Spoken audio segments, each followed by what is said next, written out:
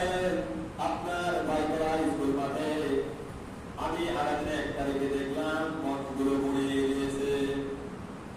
ওখানকার বিধর্মীরা মুসলমানের মধ্যে যারা বিধর্মী আছে এই মুসলমানগুলো মঠ মুড়িয়ে দিয়েছে।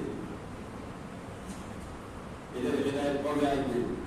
ওদের লাভের জন্যই একটা তাফসীর মাহফিল যেখানে করা হয়, আর ওই তাফসীর মাহফিলে যারা যায় বক্তব্য শুনে এখানে বলা হয়েছে যদি কেউ কোনো ব্যক্তি তাফসীর শ্রবণ করে ওনাদের জন্য তাহলে 500 টাকা পাবো তাহলে সব হবে। সুবহানাল্লাহ বলে।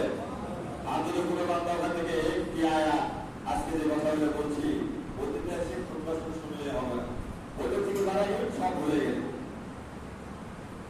আল্লাহ রাসূলকে বললেন তোমরা কখনো চিন্তা কাজ করবে না মসজিদে ভেতরে ঢোকার পরে যখন দেখছো সামনে কাতারে কোনো ফাঁকা জায়গা আছে এই ফাঁকা জায়গাটা কোনো রাখবা না, পূরণ করে দাও।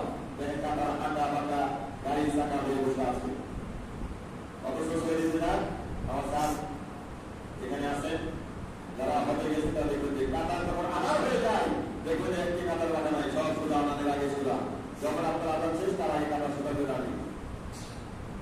আমি যাইনি